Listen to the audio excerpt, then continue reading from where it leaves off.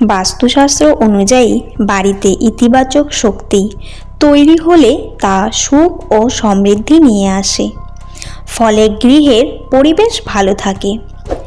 বাড়ির আর্থিক সামাজিক পরিস্থিতি উন্নত ও শক্তিশালী হয়। এই রকমই 10টা বাস্তু টিপস সম্পর্কে আজ আলোচনা করা হলো। আপনারা মন দিয়ে শুনবেন। ভিডিওটি ভালো লাগলে সাবস্ক্রাইব করে দেবেন। 1.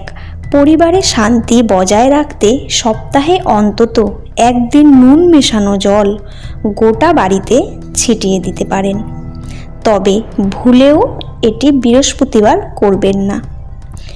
2. ঝাড়ু বা নোংরা কিছু আলমারির আশেপাশে রাখবেন না। 3. বাড়ির উত্তর পূর্ব দিকের এক কোণায় একটি কাচের বোতলে নুন ভরে রাখুন।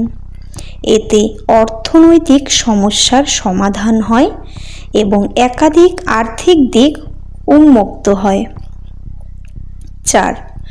শোবার ঘরে ঠাকুরের সিংহাসন না রাখাই ভালো, তবে রান্নাঘরে ঠাকুরের ছবি বা শোপিস কোনো মতেই রাখা উচিত নয়। এতে সংসারে অকারণে অশান্তি তৈরি হয়। 5. বাড়ির বাথরুম ব্যবহার করে সেই দরজা খোলা রাখা একদম উচিত নয়। বাস্তুমতে ঘরে এর থেকে নেগেটিভ এনার্জি প্রবেশ করে। 6. বাড়ির উত্তর কিংবা পূর্ব দিকে তুলসী গাছ রাখলে পরিবারে শান্তি থাকে সব সময়। 7. বাড়ির কোথাও কোনো ভাঙা কাজ বা আয়না থাকলে আজই সেটা সরিয়ে ফেলুন, কারণ ভাঙা কাজ নেগেটিভকে আমন্ত্রণ জানায়। 8. বেডরুমে আয়না না রাখাই ভালো, এতে স্বামী স্ত্রীর মধ্যে ঝামেলা হওয়ার সম্ভাবনা থাকে। যদি ঘরে আয়না রাখতেই হয় তাহলে ঘুমানোর আগে সেটি ঢেকে শুতে যান। 9.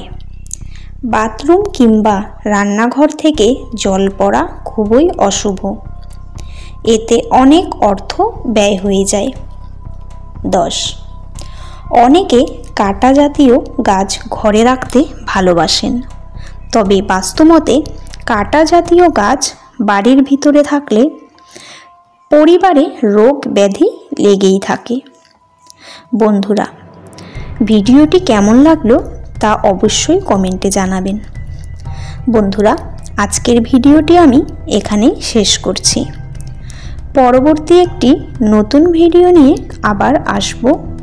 ততক্ষণ আপনারা ভালো থাকবেন, সুস্থ থাকবেন আর নিজেদের যত্ন নেবেন। আর আমার ভিডিওটি যদি ভালো লেগে থাকে তাহলে অবশ্যই চ্যানেলটি সাবস্ক্রাইব করে পাশে থাকা বেল আইকনটি প্রেস করে দেবেন, যাতে করে আমার ভিডিওগুলি আপলোড করার সঙ্গে সঙ্গে আপনাদের কাছে পৌঁছে যায়। বন্ধুরা, ভগবানের দর্শন চ্যানেলটি চাইলে আপনারা ঘুরে আসতে পারেন। এখানে সমস্ত ভগবানের অজানা তথ্যগুলি দেয়া রয়েছে। আশা করছি আপনাদের ভীষণ ভালো লাগবে। বন্ধুরা, আমার পুরো ভিডিওটি দেখার জন্য অসংখ্য ধন্যবাদ। কমেন্টে জয় শ্রীকৃষ্ণ লিখতে ভুলবেন না। ধন্যবাদ।